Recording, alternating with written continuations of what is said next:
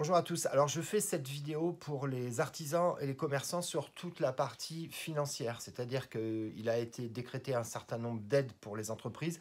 Si vous êtes commerçant et artisan ou chef d'entreprise, cette vidéo vous concerne directement. Si vous ne l'êtes pas, vous risquez de la trouver ennuyeuse. Donc, ce que je vous invite à faire, c'est à la partager avec des gens qui sont commerçants, artisans, auto-entrepreneurs, puisqu'on va voir ensemble dans cette vidéo, qui risque d'être un petit peu longue, l'ensemble des aides auxquelles vous avez droit. D'accord? Et comment les mettre en place? Je mettrai en description de la vidéo les liens vers les sites d'État qui vont vous permettre d'obtenir ces aides. Bien, alors c'est parti. Tout d'abord, la première chose qui a été décidée, pardon, c'est les cotisations sociales ou fiscales qui pourront être payées tardivement. L'URSSAF, donc vous avez pu remarquer que l'URSSAF n'a pas été prélevé aujourd'hui, on est le 20 mars, c'était la date de prélèvement de l'URSSAF, il a été décidé que cette date soit reculée. Ça ne veut pas, alors vous n'allez pas payer l'URSSAF maintenant si vous êtes fermé, si vous n'êtes pas en activité, mais ça ne veut pas dire que vous n'allez pas le payer. Attention, ça n'est pas un cadeau de l'État, l'URSSAF va être étalée c'est-à-dire que la dette de ce mois-ci va être étalée sur les 6 mois qui viennent. Donc attendez-vous dans les mois qui viennent effectivement à l'augmentation de vos cotisations URSSAF. Ensuite, en ce qui concerne les impôts, vous avez la possibilité, si vous êtes prélevé à la source, vous avez la possibilité d'étaler ou de diminuer. En fait, vous pouvez moduler le montant du prélèvement à la source. Vous devez aller sur votre site d'impôt et là, vous pouvez baisser la mensualité qui vous est actuellement prélevée puisque on imagine bien que vous allez avoir une baisse de salaire. Donc, c'est normal de moduler la baisse de son impôt à la source. Pour les travailleurs indépendants, il est également possible de demander une anticipation de la régularisation annuelle. Ça permet d'obtenir un recalcul des cotisations cohérent avec la santé de l'entreprise. Vous obtiendrez un nouvel échéancier des cotisations prévisionnelles. Voilà. Ensuite, pour les remises d'impôts directs pour les sociétés les plus en difficulté, un examen individualisé peut être fait à la demande. Donc ça ne va pas être automatique, c'est à vous d'en faire la demande. Pour les plus petites entreprises, les auto-entrepreneurs ou les entreprises qui font moins d'1 million d'euros de chiffre d'affaires, il y a une aide de 1 500 euros qui va vous être attribuée si le chiffre d'affaires s'écroule. Donc ça, cette aide forfaitaire est issue d'un fonds de solidarité créé pour aider les plus petites entreprises, donc les plus touchées. Elle est réservée aux très petites entreprises, les TPE, les indépendants, les micro-entrepreneurs dont le chiffre d'affaires, donc je l'ai dit, est inférieur à 1 million d'euros et à condition soit d'avoir subi une fermeture administrative, comme c'est le cas notamment donc des commerces, hors commerce d'alimentation bien sûr, soit d'avoir une activité tellement réduite que le chiffre d'affaires a diminué de plus de 70% en ce mois de mars. Si vous êtes une entreprise du BTP, c'est le vrai sujet depuis hier, faites très attention parce que nous, on a un peu le cul entre deux chaises parce que soi-disant, on a encore la possibilité de travailler alors que je l'ai dit dans la vidéo que j'ai publiée hier que ça me semblait un petit peu compliqué de se mettre au boulot, mais c'est pas le sujet de cette vidéo-là. Pour les entreprises du BTP, si vous êtes sur des marchés publics ou si vous êtes chez des clients, faites-vous faire des attestations comme quoi vos clients ne veulent pas que vous travaillez. Si c'est un marché public, vous faites faire une attestation par le maître d'œuvre comme quoi il a décidé de faire fermer le chantier. Si vous travaillez chez un particulier, vous faites également faire une attestation comme quoi le particulier ne veut pas vous recevoir. On demandera également à nos fournisseurs, pour ceux qui doivent acheter des fournitures et des matériaux, de fournir des attestations comme quoi ils étaient bien fermés. On va devoir prouver qu'on ne pouvait pas travailler. Mais c'est très très important parce que dès qu'on est en conflit, j'ai envie de dire, avec l'État ou avec le gouvernement, il est important de pouvoir prouver ce qu'on dit. Donc en ce moment, vous avez du temps, malheureusement, donc profitez-en pour récupérer des attestations, elles risquent de vous être utiles plus tard.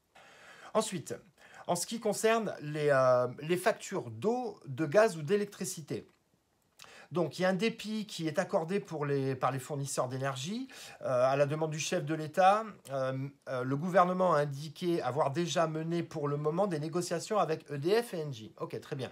Donc, il a mené des négociations. Ça veut dire que ne vous attendez pas à ce que votre facture, elle ne soit pas prélevée.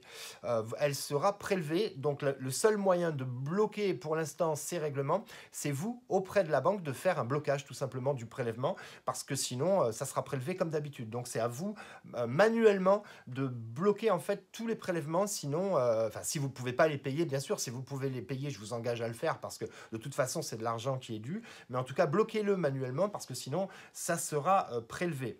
Pour ceux qui ont un loyer à payer, c'est le cas des commerçants, c'est le cas des entreprises, là, je suis désolé, mais il faut que vous voyez ça avec votre bailleur, avec le propriétaire. Parce que le propriétaire ou le bailleur, ce n'est pas un organisme d'État. Lui-même, très souvent, il a un crédit à payer sur son bien, donc il ne vous fera pas un report du loyer, à moins qu'il soit particulièrement sympa. Nous, personnellement, on est locataire. Je crois qu'on va payer les loyers ce mois-ci, mais le mois prochain, si effectivement la crise continue et le confinement continue, peut-être qu'on devra se tourner vers nos propriétaires pour leur demander de nous suspendre les loyers. Et peut-être eux devront également se retourner vers leur propre banque pour savoir s'ils peuvent avoir un différé sur les crédits. J'en profite puisqu'on est sur la partie crédit. Si vous avez des crédits bancaires ou des LOA contractés auprès des banques, là vous avez effectivement la possibilité d'avoir un report des mensualités de crédit de 6 mois sans frais. D'accord? Donc ça, j'ai envie de dire, profitez-en, puisqu'effectivement, c'est un cadeau, j'ai envie de dire, que vous font les banques. Donc, vous pouvez mettre tous vos crédits ou tous vos LOA, vos locations avec option d'achat en stand-by si elles ont été contractées auprès d'une banque. Donc, vous contactez votre banque parce que là encore, ça ne sera pas fait automatiquement. C'est une négociation que vous devez avoir avec le banquier. Vous appelez votre banquier et vous demandez un report de 6 mois de toutes les échéances. Dans tous les cas, ça vous fera un peu de trésorerie. Ça peut jamais faire de mal, à moins que vous ayez de la trésor. Mais si vous avez de la trésor, c'est pas la peine de regarder cette vidéo, hein. Donc voilà.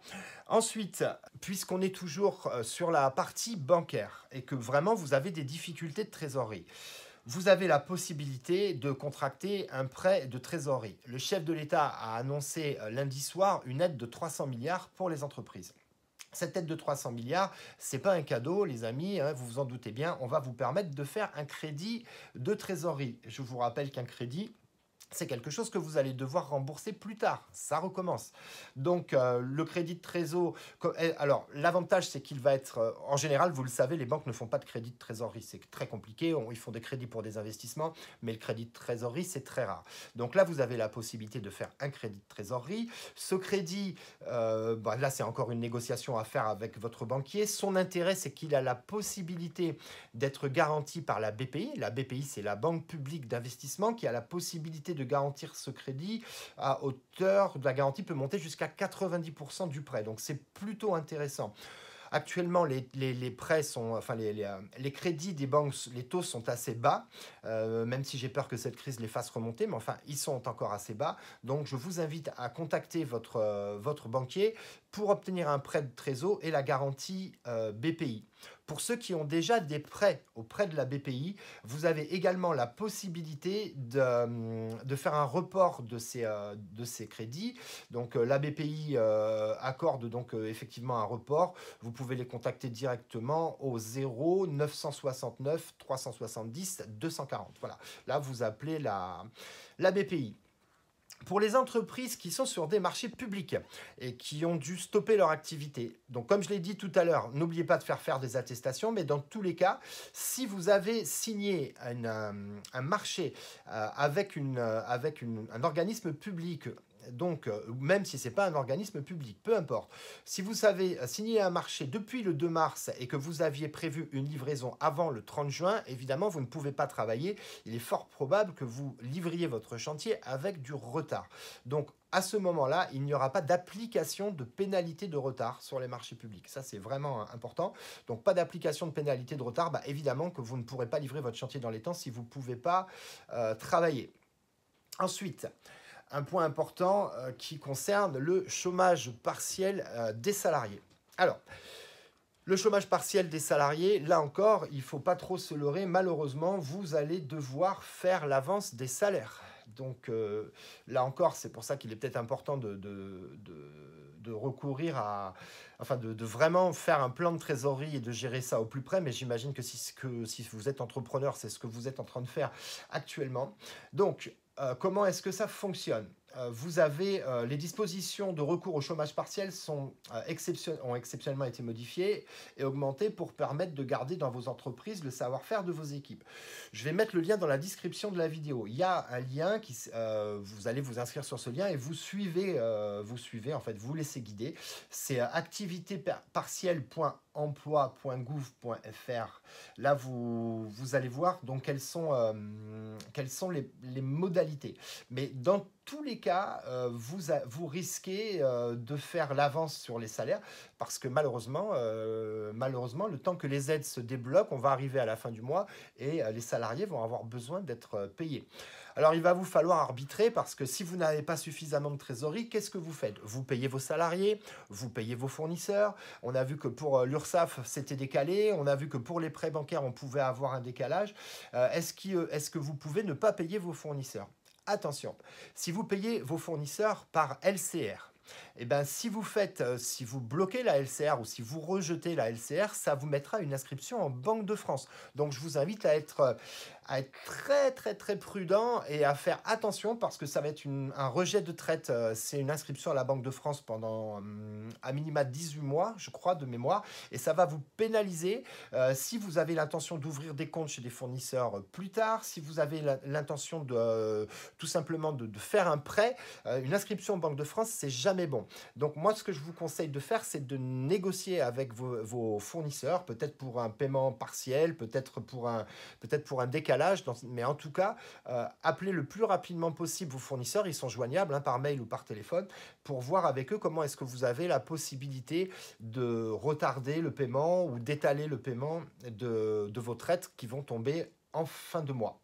Alors, il est évident que il faut absolument que vous soyez en relation étroite avec votre banque. Ça va être votre meilleur partenaire actuellement. Donc, comme je vous l'ai dit, il y a des prêts de trésorerie. Alors, est-ce qu'il est encore possible d'obtenir des financements pour votre entreprise actuellement? La réponse est oui, les aides aux entreprises, donc avec les mesures de soutien de l'État, donc les financeurs ne vont pas couper les crédits. Donc, surtout, si vous sentez que vous allez avoir des difficultés, restez en contact avec votre banque, contactez votre banque, ils sont là pour vous proposer des solutions, car les robinets, j'ai envie de dire, sont ouverts derrière. Si vous êtes commerçant non alimentaire, c'est sûr.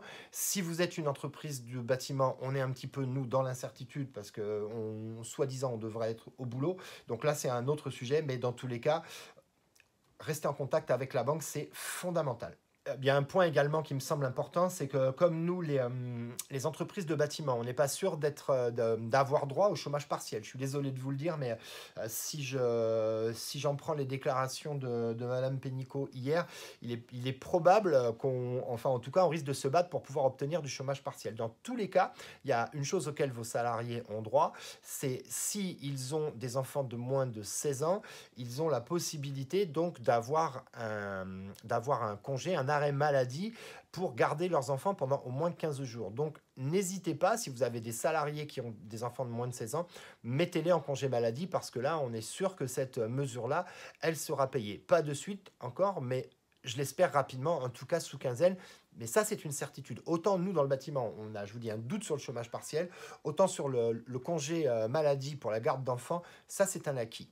Voilà, je pense que j'ai fait globalement le tour des principales aides auxquelles vous avez droit si vous êtes entrepreneur. Si j'en ai oublié, ça se peut, hein, parce que je suis un patron, je suis un artisan, donc j'ai fait un petit peu le tour de tout ce que j'ai pu trouver avec mon équipe, mon responsable financier, mon responsable administratif sur les aides. Mais si j'en ai oublié, n'hésitez pas à me le mettre en commentaire et on essaiera de vous tenir informé régulièrement sur les changements, puisqu'on est aujourd'hui vendredi et je crois que des décisions doivent être prises au niveau du gouvernement ce jour. Voilà, merci d'avoir écouté cette vidéo, j'espère qu'elle vous a été utile. Surtout, n'hésitez pas à la partager si vous connaissez, comme je l'ai dit, des gens qui sont à leur compte. Et si vous voulez continuer à avoir des informations, bah écoutez, abonnez-vous à la chaîne parce que j'ai l'intention d'en donner régulièrement. Voilà, merci de m'avoir suivi, à bientôt, bye bye.